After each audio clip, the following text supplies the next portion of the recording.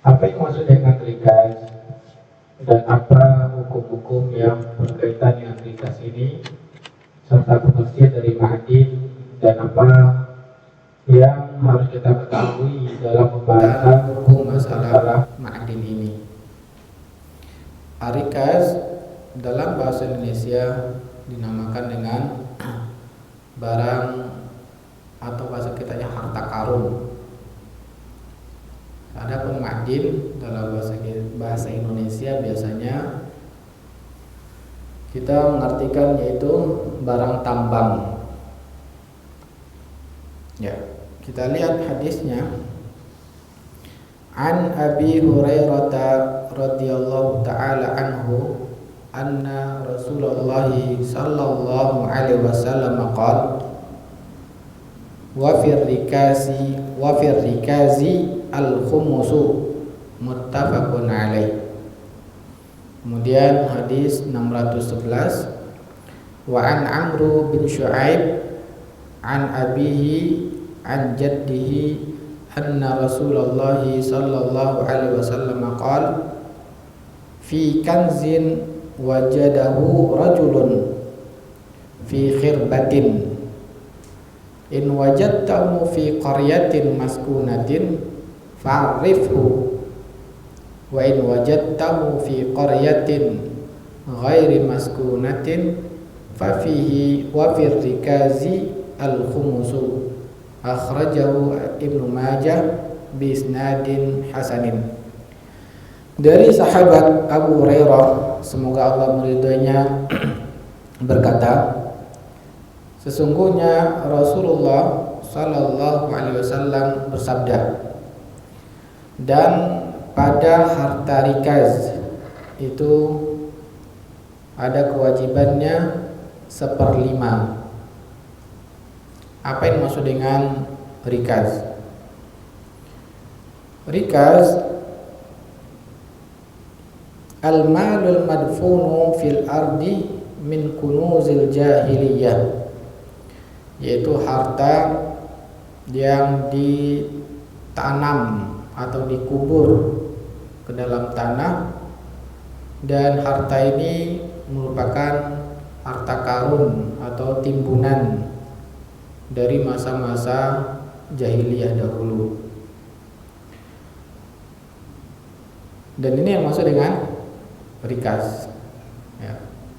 Misalkan ketika kita menggali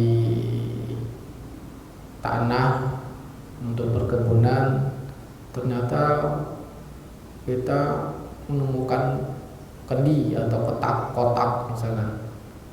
Di dalamnya ketika dibuka ternyata uang. Nah, uang dahulu ya, di mana-mana masyarakat ketika itu uangnya terbuat dari emas dan perak. Nah, bagaimana hukum terhadap harta ini? Maka Rasulullah SAW mengatakan, yaitu ada kewajiban 1/5 yang harus dikeluarkan. Jadi hartanya dibagi 5 dahulu. Kita bagi 5, maka ya 1 bagian ini wajib dikeluarkan, dan 4 bagian sisanya ini milik orang yang menemukannya. Cuman hukumnya apakah ini zakat atau bukan zakat? Karena hadis ini dimasukkan dalam pembahasan masalah zakat, kitabuz zakat. Maka para ulama berbeda pendapat juga ya tentang pengertian dari rikaz ini, hukumnya, dan tentunya perbedaan ulama ini akan muncul dari ketika memahami rikaz ini. Ketika ada yang memahami pengertiannya seperti ini, maka hukumnya begini, dan sebaliknya. Kita lihat dahulu perbedaan ulama dalam pengertian. Zahaba jumhurul fuqaha, mayoritas ulama fikih mengatakan Siapa saja mayoritas itu? Al-Malikiyah, Wasyafi'iyah, wal Hanabilah. Yaitu mazhab Malik, Imam Malik, kemudian mazhab Imam Syafi'i, dan mazhab Hanabilah. Berarti pengecualiannya adalah dari mazhab yang empat adalah Imam Abu Hanifah. An-rikaza huwa ma dafanahu ahlul jahiliyah. Yang dimaksud dengan rikas dalam hadis Nabi tadi yaitu harta yang ditimbun oleh orang-orang sebelum datangnya Islam. Ya, jadi melihatnya batasannya yaitu mengenal Islam atau belum. Kalau sudah mengenal Islam di zaman itu berarti hartanya milik kaum muslimin. Tapi kalau zaman itu belum ada Islam, penyebarannya belum tersebar, berarti inilah yang masuk dengan harta kanzun atau harta karun kalau bahasa kitanya. Wa yutlaqu ala kulli ma kana malan ala ikhtilafi anwa'ihi. Nah, kemudian jenis hartanya ini juga menurut mayoritas ulama yaitu dimutlakkan, artinya termasuk dalam hukum rikas ini seluruh harta. Harta itu berarti kita sudah mengetahui pada pembahasan muamalah awal, setiap yang memiliki nilai dan diakui oleh syariat. Nah, kalau dia memiliki nilai tetapi tidak diakui nilainya atau diharamkan oleh syariat, berarti dia tidak dianggap sebagai harta. Ya. Contohnya seperti alat musik misalkan. Nah, alat musik, maka kalau manusia menganggapnya adalah memiliki nilai, bahkan membelinya bisa jutaan. Tetapi dalam Islam ini tidak dianggap harta, harus dimusnahkan atau dihancurkan. Maka tidak dianggap sebagai harta. Tetapi ya, jika dihancurkan dan berubah hukumnya menjadi halal, maka dia berubah menjadi harta. Contoh yang ditemukan itu patung singa misalkan. Biasanya lambang-lambang kerajaan dahulu apa? Kalau Sriwijaya itu lambangnya apa? Sriwijaya apa? Singa. Nah. Apa? Gajah. Anggap gajah. Ternyata kita menemukan gajah terbuat dari emas. Gajah ini haram dalam Islam, ya, karena diharamkan membuat patung. Maka orang-orang yang menjual patung ini hukumnya berdosa. Tapi dia terbuat dari emas, maka dihancurkan patung tersebut dan dia menjadi halal dan dia memiliki nilai. Berarti ini dianggap sebagai kanzun. Kalau seandainya ada tulisan di gajah tersebut, penemuannya misalkan ada ciri-ciri, oh ini lambang sepertinya zaman Majapahit misalkan, berarti ini termasuk hukum kanzun. Kemudian illa anna Syafi'iyah khassu itlaqahu ala dhahabi wal fiddah. Nah, jadi di antara mazhab mayoritas ulama tersebut ada pengecualian oleh Imam Syafi'i. Imam Syafi'i hanya menganggap hukum rikas itu hanya pada bahan yang terbuat dari emas dan perak, apakah bentuknya uang logam atau perkakas, peralatan rumah tangga. Duna ghairihima minal amwal, tidak dianggap sebagai rikas selain dari kedua ini. Maksudnya kalau ada, ya, kita menemukan pedang misalkan, terbuat dari tembaga, maka tidak ada kewajiban mengeluarkan seperlimanya menurut Imam Syafi'i. Adapun Imam Malik dan Imam Ahmad mengatakan wajib dikeluarkan nilainya yaitu 1/5. Kemudian adapun menurut Imam Abu Hanifah, wa amma rikazu indal Hanafiyah fayutlaqu ala a'am min kunuzi rakizihi. Nah, adapun Imam Abu Hanifah, maka memahami dalam harta temuan ini lebih umum lagi. Seluruhnya dinamakan dengan rikaz. Adapun kalau menurut mayoritas ulama tadi, yaitu memang orang yang menimbunnya ke dalam tanah. Ya, dulu menyimpan harta itu disimpan ke dalam tanah, dimasukkan dalam kotak, disimpan dalam tanah. Kalau sekarang ya kita menyimpan uang di bank misalkan, dahulu di dalam tanah. Kalau mayoritas ulama, yang namanya rikas itu yang manusia menyimpannya, menimbunnya. Adapun Imam Abu Hanifah lebih umum lagi, yaitu apa? Rakizuhu al-khaliq al-makhluk, yang menimbunnya atau menyimpannya baik itu Allah maupun manusia makhluk.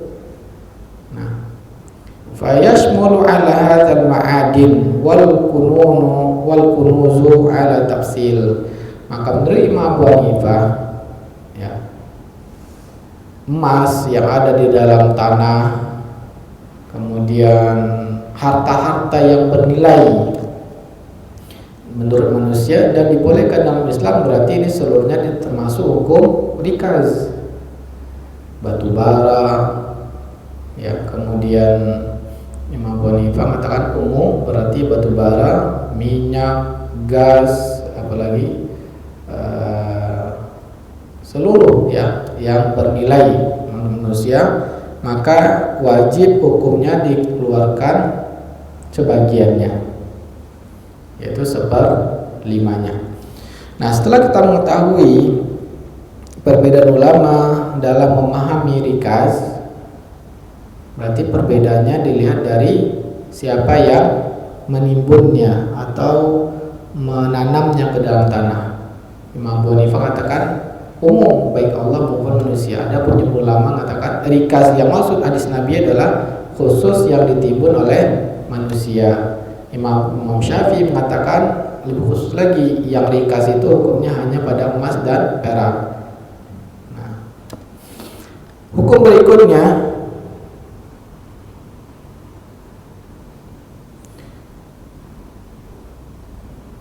apakah 1/5 ini hukumnya zakat atau hukumnya bukan zakat?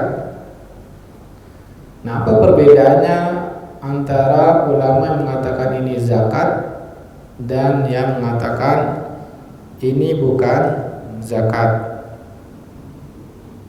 Ya. Maka yang mengatakan zahaba jumhurul fuqaha al-Hanafiyah, kemudian Malikiyah, dan salah satu pendapat Imam Ahmad. Dan ada pun dalam mazhab Syafi'i ulama yang mengatakan bahwa ini adalah zakat, yaitu al-Muzani. Ya. Zahaba jumhurul fuqaha, tadi sudah kita sebutkan Imam Abu Hanifah, Imam Malik, kemudian salah satu pendapat Imam Ahmad dan al-Muzani dalam mazhab Syafi'i, bahwa anna khumus ar-rikazi yusrafu masarifil ghanimah wa laysa zakah. Jadi dia diberikan atas dasar hukum ghanimah. Apa yang maksudnya ghanimah? Harta yang didapatkan ketika menang dalam berperang antara kaum muslimin dengan orang-orang non muslimin. Nah, harta yang didapatkan itu hukumnya ghanimah. yaitu 1/5-nya diambil. Nah, 1/5 ini dibagikan kepada siapa? Ya, dibagikan sesuai dengan keputusan pemimpin. Nah, pemimpin yang berhak untuk membagikannya menurut yang maslahat oleh pemimpin. Ya. Berarti ya tergantung, misalkan oh ini kayaknya untuk pembangunan, oh ini untuk orang-orang saja fakir miskin, atau mungkin tidak ada lagi fakir miskin maka dibagikan begitu saja tanpa melihat miskin atau kaya, langsung dibagi saja sekitarnya. Ya. Nah, ini tadi pendapat mayoritas para ulama. Adapun dalilnya, ini pembagiannya sesuai dengan keputusan pemimpin. Nah, ini juga penting bagi kita, bahwa Islam tersebut ada hukum-hukum yang harus kita ketahui dahulu sebelum melakukannya. Contohnya dalam masalah jihad, berperang. Maka ada aturan-aturan Islam yang harus kita jalankan. Ya. Maka jangan sampai ada yang semangat saja perang, tapi tidak mengetahui hukumnya. Dikhawatirkan nanti tanpa adanya aturan yang dipelajari oleh kaum muslimin, nah begitu menang dapat perang harta banyak, akhirnya berebutan harta. Nah, ini lebih bahaya daripada masalah perangnya. Ya, dalam masalah pembagian harta ini juga ada cobaannya lebih berat. Ya, bahkan Nabi mengatakan inna likulli ummatin fitnah wa fitnatu ummati al-mal. Setiap umat itu ada ujiannya, dan ujian bagi umatku adalah pada harta. Imam Ahmad pun mengkhawatirkan ujian masalah harta ini. Ya, bahkan sahabat Nabi juga pernah terkena fitnah harta ketika perang Uhud. Padahal sudah diperintahkan Nabi, jangan kalian turun ya sampai adanya izin dariku. Ternyata ketika sahabat melihat pasukan pemanah ini sedang melihat orang-orang kafir musyrikin, mereka sudah kabur, wah ini kayaknya sudah menang. Melihat sahabat-sahabat yang di bawah sudah mulai ngambil harta, akhirnya turun mereka, sudah mulai mengumpulkan harta. Maka akhirnya terjadi fitnah ini. Ya. Nah ini, dan harta pembagian ini tidak boleh diambil begitu saja, harus dikumpulkan dahulu. Nanti pemimpin yang mengaturnya. Nah, sehingga kita tahu bahwa suatu ketika dalam peperangan ada salah seorang sahabat yang meninggal, dan para sahabat ketika itu mereka saling memuji, wah si Anu mati syahid, balasannya surga. Oh si Anu semangat sekali dalam membunuh orang-orang kafir Quraisy, balasannya surga. Kemudian Rasulullah SAW mengatakan tidak, dia termasuk penduduk neraka. Kemudian Rasulullah SAW mengatakan, sungguhnya jubah yang dipakainya, saya melihatnya sekarang dia sedang dibakar, karena jubahnya ini diambil dari harta rampasan perang, dan dia sudah memakainya tanpa dilakukan pembagian dahulu. Nah, akhirnya sahabat ketakutan, ya Rasulullah, bagaimana dengan sendal yang diambil ketika perang? Ini kan sesuatu yang biasa, kan sendal jepit ini, ya kan? Maka Rasulullah SAW mengatakan sendal akan menjadi api neraka. Lihatlah bagaimana harta ini fitnahnya luar biasa. Apalagi nanti kalau perang, kalau didapatkan lebih dari sendal, tentunya akan banyak yang terfitnah. Ya. Nah, kita kembali pada hukum ghanimah. Jadi ghanimah itu ada aturannya, ya, dikumpulkan, dilaporkan ke pemerintah, jadi ambil 1/5-nya pemerintah yang menentukannya. Dalilnya apa? Dalilnya diriwayatkan dari Abu Ubaid dari Sya'bi, anna rajulan wajada alfa dinarin madfunatin kharijan minal Madinah. Ada seseorang laki-laki, dia mendapatkan 1000 dinar, yang mana ini tertimbun lokasinya di luar kota Madinah. Nah, 1000 dinar, nah kalau kita mau kali-kali kan berapa miliar ini ya. 1 dinar itu beratnya 4,25 gram emas. Nah, ini ada kalkulator. Kita coba menghitungnya ya. Buka kalkulatornya. 4,25 kali 1000 berapa? Lebih kurang 12 kilogram kalau nggak salah. Ya. 12 kilogram ini berarti berapa ribu gram?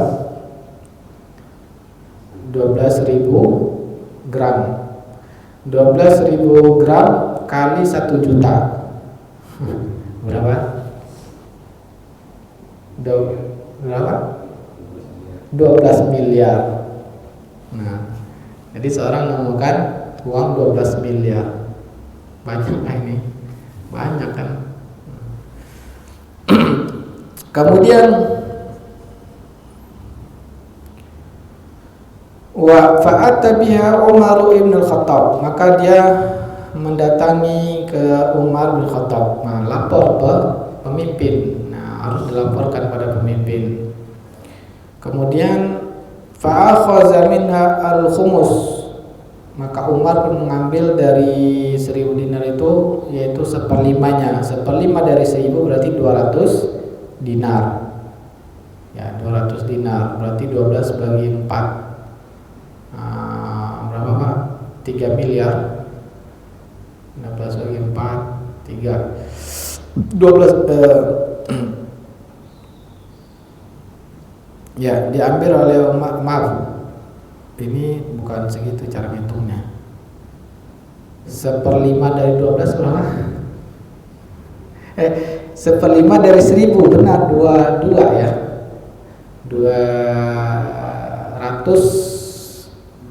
250 ya. Mi'atai dinar. 1000 bagi 5, 200 kan? Ya, 200 dinar. 200 dinar. Jangan hitung miliar, sakit banget. 200 dinar. Nah, ini diambil Umar dulu 200 dinar. Kemudian wadafa ila rajul baqiyatuhu, sisanya 4 bagian ini diberikan kepada orang yang menemukan tadi, oleh Umar. Wa ja'ala Umaru yuqassimu mi'ataini baina man hadara minal muslimin. Nah, Umar pun membagikan yang 200 ini kepada orang-orang yang ada sekitar itu, kaum muslimin. Nah, Umar yang membagikannya. Nah, setelah dibagi-bagi Umar, kemudian ila an afdala minal fadlah. Ya.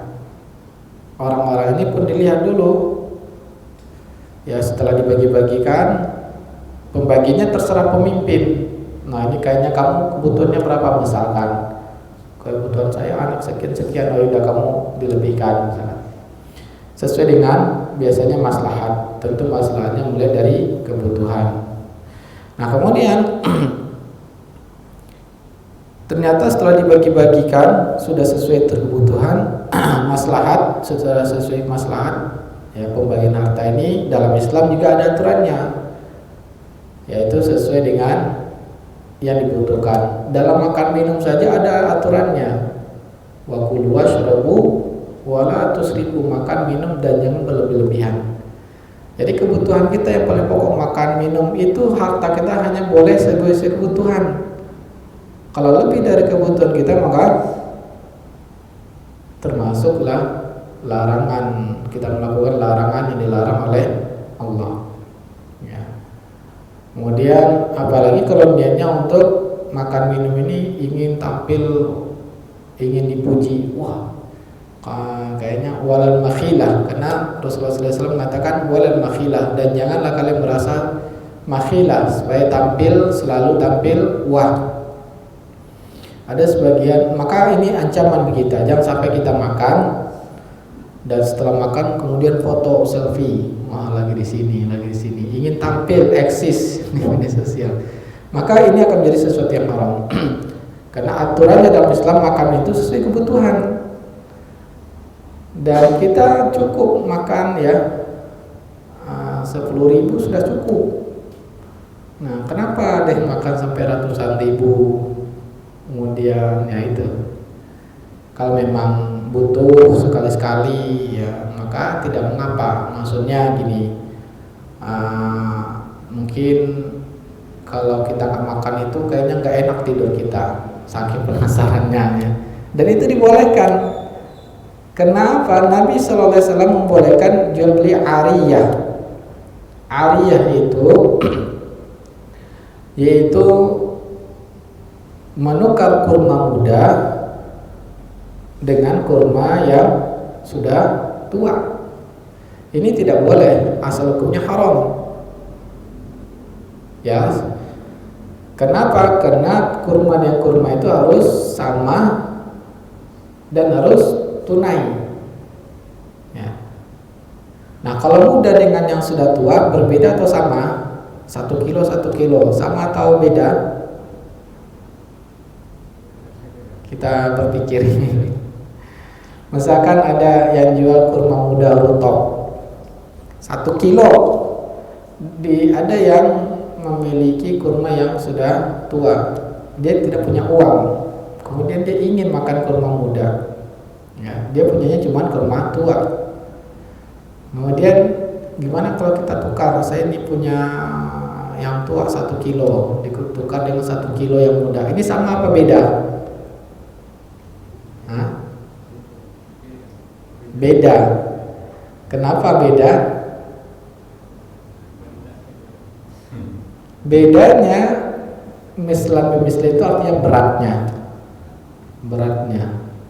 Karena Nabi mengatakan itu watamur bintang mislin, kurma dan kurma itu harus sama beratnya atau takarannya. Nah, 1 kilo kurma muda dan 1 kilo kurma tua ini sama apa beda? Maka Nabi mengatakan, apakah ketika dia kering yang muda ini sama masih beda atau sama? Beda jadinya.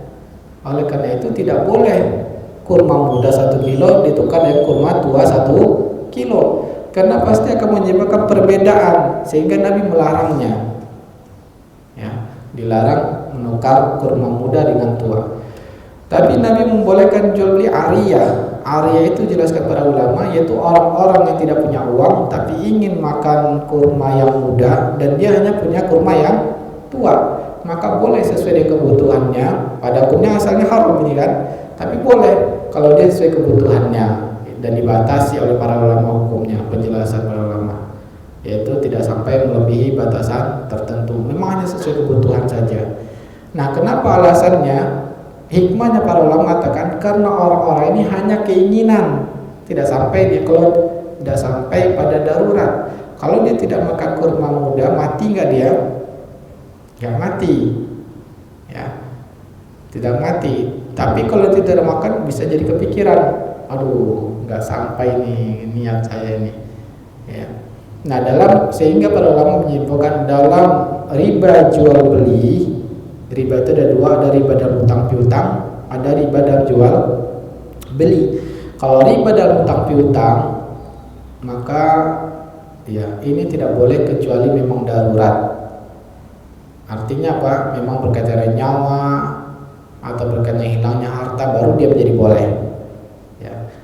Tapi kalau dalam jual beli, ini kan tukar menukar kurma muda dan kurma tua. Ini hanya riba jual beli. Ini masih dibolehkan kalau masih ada hajat. Hajat itu kebutuhan yang kedua. Nah, ini menjadi boleh. Contohnya orang fakir tadi betul-betul sangat ingin makan. Nah, maka Allah Ta'ala ketika kita memang memiliki uang, suatu ketika memang sangat ingin makan itu. Kalau nggak makan kayaknya penasaran saya. Nah, itu masih boleh sesuai dengan kebutuhan. Kalau sudah tidak lebih kebutuhan maka menjadi haram. Jadi semua dalam Islam itu ada aturannya. Mencari uang ada aturannya, membelanjakan ada aturannya. Tidak boleh kita membelanjakan keluar dari aturan ini, maka dia akan menjadi suatu dosa bagi kita. Allah mengatakan, wala tubadzir tabdzira innal mubadzirina kanu ikhwana syayatin. Jangan kalian bersikap mubazir. Contohnya mubazir dalam membelanjakan sesuatu yang haram. Nah, berlebih-lebih ini adalah sesuatu yang haram. Ya. Nah, ini yang sering kita lalai dalam masalah ini. Handphone saja kebutuhan. Kebutuhan kita berapa? Buat telepon, WhatsApp. Nah, harga handphone ada yang harganya 20 juta. Emang kita perlu tuh itu? Ya, sampai 14 juta perlu nggak kita itu? Maka khawatirkan. Ya, kalau memang tidak ada keperluan, maka itu menjadi haram. Nah, jadi tentunya Umar bin Khattab membagi harta ini sesuai kebutuhan sehingga ada sisanya. Jelas? Nah, kamu dilihat, oh ini perbaikan jalan, nah, ya udah berapa kebutuhannya dibagikan. Kemudian fakir miskin berapa kebutuhan setahun diberikan. Ternyata masih ada sisa. Maka apa yang dilakukan Umar bin Khattab? Maka sisanya ini dikembalikan lagi kepada orang tadi. Ya.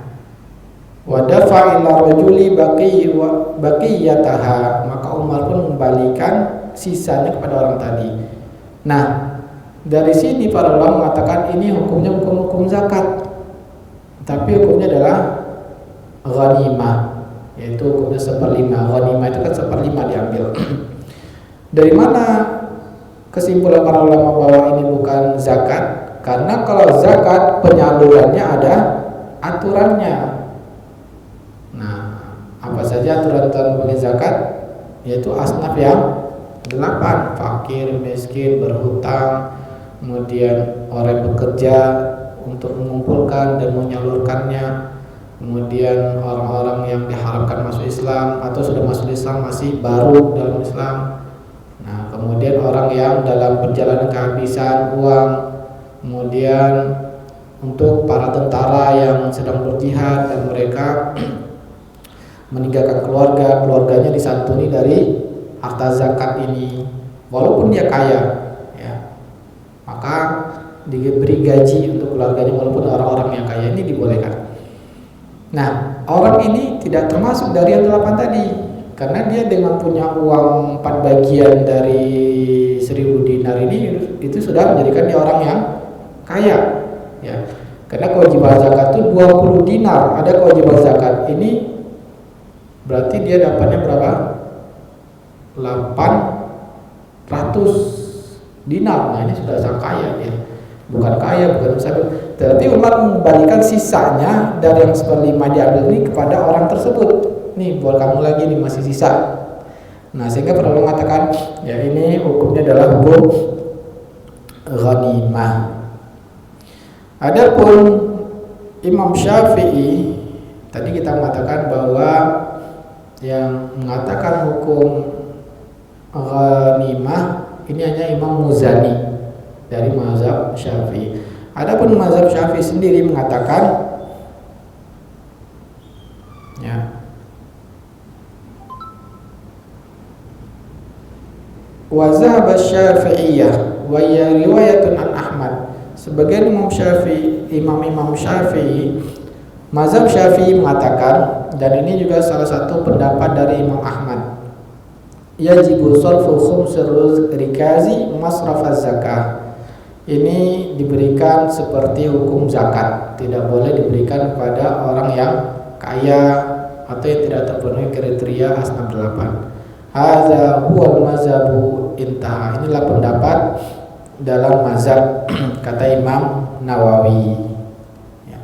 Nah, kita sudah jelas sekarang tentang berkaitan dengan hukum ar-rikaz.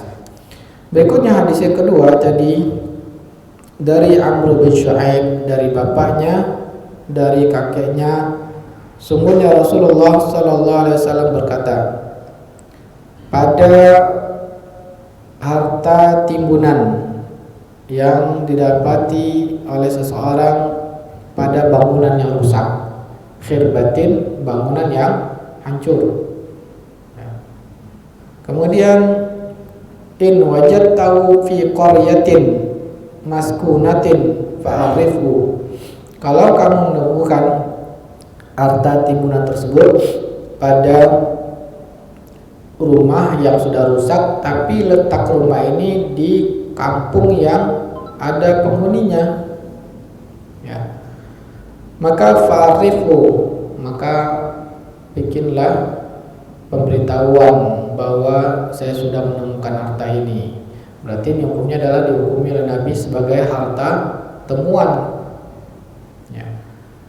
Berarti ini harta temuan, diumumkan selama 1 tahun Hijriah. Nah, tidak boleh diambil langsung, tidak boleh dibagi, maka harus diumumkan selama 1 tahun tahun Hijriah. Ini hukumnya hukum loqatah.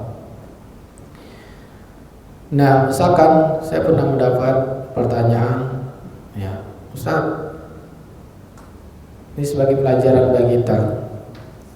Saya pernah suatu ketika berjalan, tiba-tiba ada bis. Kemudian bis ini, ya, jalan. Kemudian setelah itu ada nampak, saya melihat jam tangan Rolex. Jam tangan Rolex. Berapa sekarang harga jam tangan Rolex ini, Pak? Yang bertanya ini menceritakan dulu dia bisa beli tanah dari jam tangan Rolex ini. Luar biasa mahalnya berarti ya. Jadi saya ambil, saya beli tanah.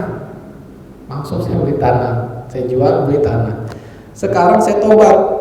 Ya, saya sadar kayaknya ini harta orang ini. Kenapa setelah saya cari pemiliknya? Bagaimana hukumnya?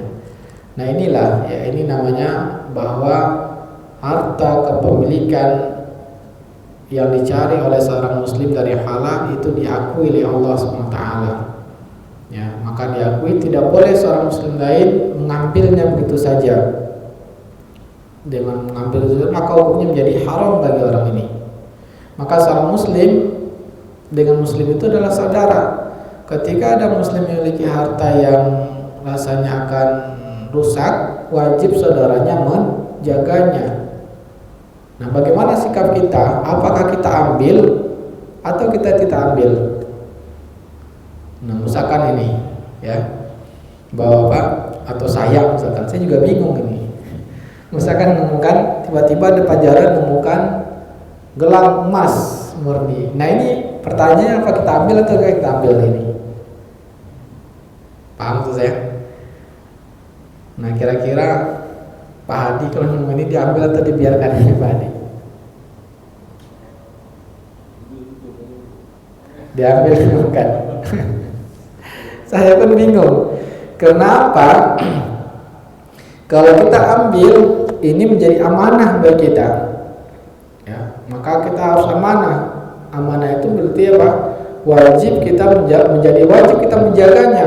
Diumumkan 1 tahun, dijaga selama tahun-tahun. Kalau tidak kita berdosa. Kalau kita biarkan, kita terbebas dari kewajiban. Nah, pilihannya mana ini? Nah, pilihannya tergantung. Kalau kita yakin diri kita bisa amanah, maka tentu mendapatkan pahala yang besar di sisi Allah.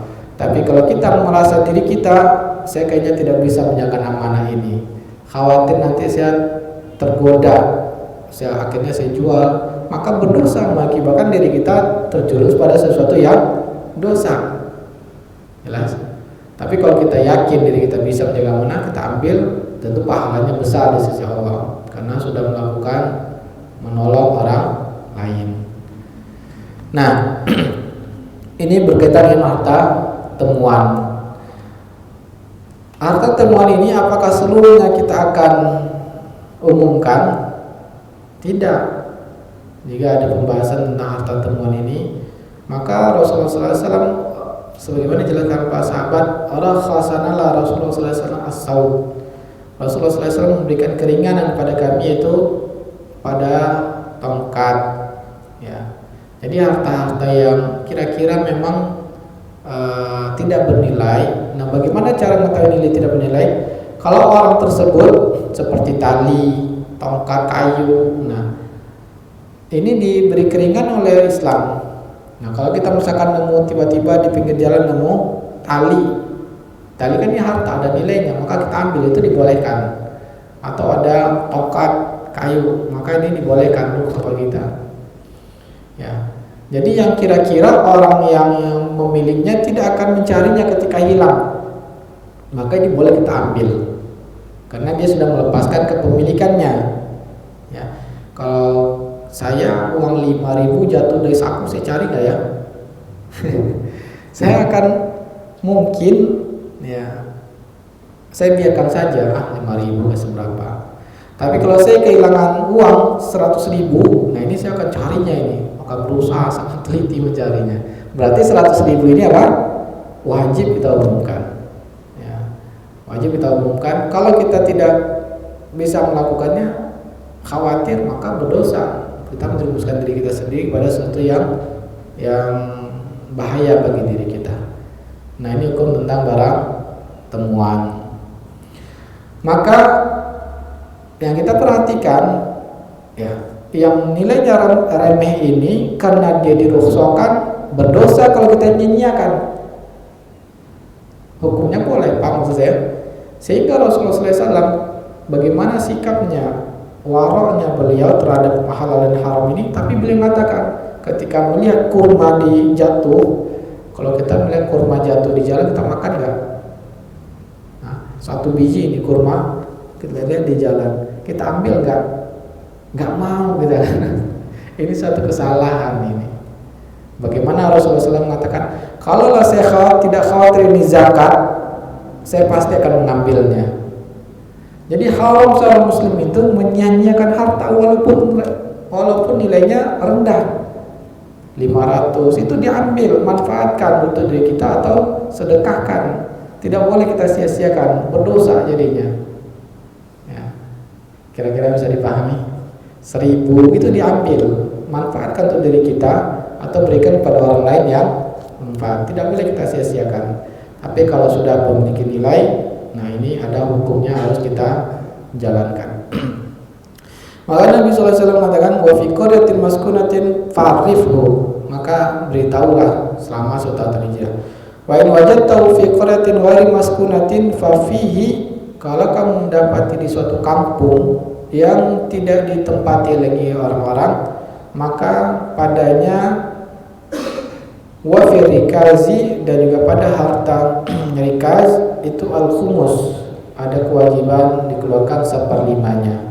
Maka hukum ya barang timbunan di tanah yang dalam bangunan yang tidak ditempati lagi, maka alam dari hadis ini sanadnya hasan, menjelaskan kita boleh ngambilnya dan 1/5-nya harus diberikan kepada Baitul Mal atau pemerintah, ya digunakan untuk kemaslahatan umum.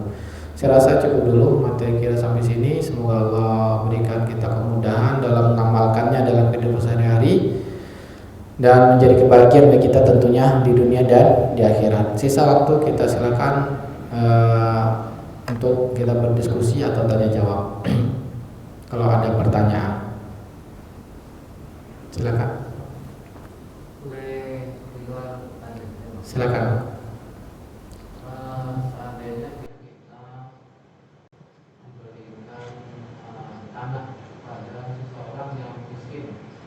Memberikan tanah untuk kita berikan pada orang miskin. Atas nama yang miskin ini ya, berarti tanah itu misalnya seharga 50 juta, misalnya 70 juta misalnya.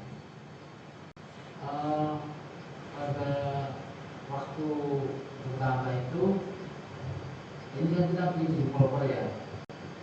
Jadi developer itu setiap tahun kan menjualnya tambah, artinya misalnya satu 100 meter misalnya semula ketika kita beli itu 70 juta, tahun depannya berapa puluh juta, 2 tahun lagi 90 juta. Nah, maksud saya ketika harga tanah itu, apakah pertama adalah apakah kalau nanti itu tanah itu harganya sudah mencapai misal 100 juta, apakah si miskin ini membayar zakat? Itu pertanyaan. Karena kan dia nggak punya apa-apa, kita kan kasih, tapi tanah itu kemudian mencapai harganya 100 juta misalnya, itu apakah bisa kasih? Dan siapa yang bayar zakat? Tanah itu sudah jadi milik miskin tadi. Iya, karena sudah namanya sudah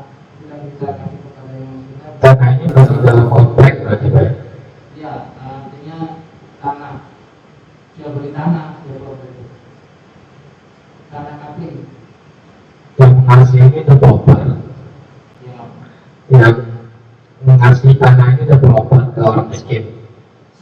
Kita beli. Kaplingan. Ya kaplingan tanah, kita beli. Nah, Kita samakan si miskin tadi. memang kita beli hadiah ya. Karena kita nak kaplingan dan sedang proses pasti akan naik terus kita itu maksudnya. Ya. Nah sekarang tanah ini misalkan sudah nilainya sampai zakat, nisab zakat 100 juta. Apakah ada kewajiban zakat? Nah kita lihat dulu, tanah ini memang sudah diserahkan kepada fakir miskin ya, dan dikelola nggak oleh fakir miskin ini? Tidak. Terus buat apa dia statusnya? Niat dijual lagi? Ya kemungkinan untuk simpanan. Simpanan fakir miskin ini. Iya, karena mungkin untuk keturunannya atau apa. Kalau saya miskin saya jual itu Pak. Pak maksud saya Pak. Saya miskin punya tanah, nggak dimanfaatkan, berdosa saya. Kalau saya miskin saya jual itu, saya ambil uangnya, manfaatkan. Nah kalau memang sudah jadi miskin ya udah kasihkan dia, ya terserah dia mau dijual mau apa. Dia nggak punya uang kan, ya udah jual aja. Ya ngapain kita butuh tapi punya tanah yang ini bisa berdosa. Maksudnya gini, tanah itu harta harus dimanfaatkan. Apakah kalau ditanam atau disewakan. Kalau disia-siakan jadi berdosa. Ya maka harta tadi kita katakan dalam Islam belanjanya harus dengan kebutuhan. Nah tidak boleh kita menyanyiakan ini. Nah jadi gini maksud saya, menjual apakah dia ada kewajiban zakat? Tidak. Karena kewajiban zakat itu ya pada harta yang berlebih dan barang perniagaan. Ini orang miskin, dia tidak berlebih, dan ini juga tidak dinyakan untuk diperjualbelikan. Dan ini memang untuk kebutuhan dia. Menjual rumah itu belum tentu kena zakat. Misalnya kalau ada orang menjual rumah tapi untuk menutupi kebutuhan, ini tidak ada kewajiban zakat. Menjual tapi memang sudah tidak perlu, makanya ini saya berdosa biarkan begini harta saya ambil lepaskan diri saja supaya tidak berdosa, kena sia-sia. Kalau sia-siakan ini berdosa bagi saya. Nah sehingga menjual karena melepaskan harta ini juga tidak ada wajib zakatnya. Yang ada wajib zakat itu menjual karena niat berdagang. Paham tuh saya Pak? Misalkan saya beli rumah ini, saya perkirakan ini 2 tahun lagi saya jual. Memang ini dari awal untuk dijual. Nah ini yang ada nilainya itu ada kewajiban zakat. Ya, semoga bisa dipahami ya. Maka tidak boleh seorang muslim memiliki harta tapi tidak ada manfaatnya, tidak dimanfaati, maka dia berdosa. Makanya Umar bin Khattab ketika ada tanah yang dimiliki oleh orang-orang tidak dimanfaatkan, maka dikatakan manfaatkan atau saya ambil. Ya, larangan dalam Islam menyia-nyiakan harta. Maka manfaatnya bisa disewakan atau diberikan gratis bagi orang-orang yang menanamnya. Ya, saya rasa cukup. Ada lagi? Silakan.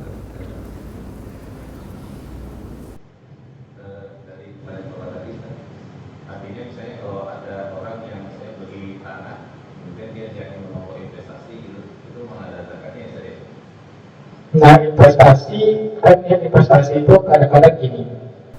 Setelah beli ini saya belum tahu apakah saya jual atau bertanam. Yang jelas sekarang beli dulu, ya. Berarti belum ada niat perdagangan, belum ada kewajiban zakatnya. Karena dia belum jelas. Yang perdagangan itu memang waktu beli itu sudah berniat bahwa setahun 2 tahun lagi langsung saya jual. Nah itu yang perdagangan. Ya. Ya. Pertama, bolehkah misalnya zakat harta, jadi saya keluarin zakat harta, tapi sebagian dari yang kita berikan ke fakir miskin itu dalam bentuk misalnya dalam bentuk kebutuhan pokok. Yang kedua, kemarin ini di luar rumah ya saya. Teman saya ada nanya saya, bagaimana kalau kita kepemilikan saham perusahaan, apakah itu termasuk sesuatu yang harus dizakatkan? Ya, saham di perusahaan itu, apakah nilai saham dia itu kalau udah masuk setahun itu udah masuk kan? pertama jadi apa? Misalnya zakat harta, tapi waktu kita Iya. Bolehkah kita mengeluarkan zakat untuk makanan pokok? sebagiannya itu Sebagiannya tanpa izin dari mustahiknya. oh iya pasti karena kan kasih aja ya. Nah, jadi zakat itu dikeluarkan kalau kita punya uang, zakatnya keluarnya uang. Ya, tidak boleh mengeluarkan dalam bentuk lain. Nah, tapi bisa kita belikan makanan pokok, tapi memang sesuai kebutuhan. Nah, paham maksud saya, Pak? Jadi tidak boleh kita sendiri tanpa izin mereka karena hak mereka itu adalah uang. Hak mereka bukan bahan pokok. Tapi kalau kita tanya, Pak, misalnya, apa kebutuhannya? Oh iya, saya kebutuhan pokok saya kurang dalam sebulan untuk makan. Itu baru boleh kita menyalurkan. Pak. Nah, artinya sesuai dengan kebutuhan. Nah, kalau kita tidak menanyakan gitu, maka berarti kita sudah bertindak tanpa izin dari dia. Karena harta yang uang tadi itu hak mereka. Kalau kita bertindak, kewajiban kita hanya berikan uang pada mereka. Terserah mereka mau digunakan uang. Cuman ada sebagian orang fakir miskin, mereka kalau berikan uang mereka malah bukan kebutuhan pokoknya dibelinya dahulu. Ya, karena mereka tidak bisa mengatur keuangan, malah digunakan beli handphone misalkan ya, beli pakaian yang mewah atau beli motor, padahal kalau kita lihat kemampuan kebutuhannya lebih urgen dalam kebutuhan pokok. Nah, ini dibolehkan, artinya memang kita tahu dia kurang bijaksana dalam membelanjakan harta. Kita tanya apa kebutuhannya, sehingga kita membelanjakan kebutuhan itu sesuai dengan yang dia butuhkan. Itu yang. Tapi kalau ya artinya harus izin dulu dari mustahik, atau bentuk izinnya kita bertanya. Pada hukum asalnya tidak boleh, kecuali dibolehkan memang ada maslahat lebih kuat. Hukum asalnya adalah uang kita berikan, tapi kalau uang dia akan tidak belanja sesuai dengan maslahat. Yang kedua, zakat saham. Saham ini usahanya jasa atau barang, Pak? Maksudnya produksi barang. Perusahaannya dia produksi barang. Nah, kalau gitu Allah Ta'ala dari pembagian dividennya, Pak, karena dia berbentuk barang kan? Iya. Ya, pembagian dividennya berarti. Nah, itu bagaimana kalau pembagian dividen itu kan kalau biasanya kalau dia misalnya dia suka jual beli saham gitu, di perusahaan gitu, kadang-kadang dia ada dividen. Oh, dia memang jualnya itu udah ke perniagaan. Berarti sahamnya itu yang dinilai. Oh, iya. Berbeda kalau paham maksud saya? Iya, Pak.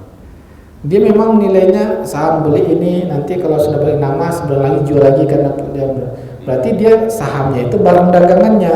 Maka lihat, misalkan nilai saham ini tertulis misalkan 100 juta, ini 200 juta, ini 500 juta, maka di total, maka dia mengeluarkan 2,5 nya nilai itu. Karena itu jadi barang dagangannya. Iya, itu 2,5% dari nilai sahamnya. Tapi kalau orang beli saham memang tujuan untuk memiliki, berarti uang itu jadi barang. Jadi barang. Nah, ada barang-barang itu yang contohnya gudang, alat, itu tidak ada wajib zakat. Jadi menghitungnya dari dividen, pembagian hasil. Ya. Jazakallah khair. Kita cukupkan, semoga bermanfaat bagi kita semua. Kita tutup dan akhir majelis. Subhanakallahumma bihamdika asyhadu an la ilaha illa anta astaghfiruka wa atubu ilaik. Wassalamualaikum warahmatullahi wabarakatuh.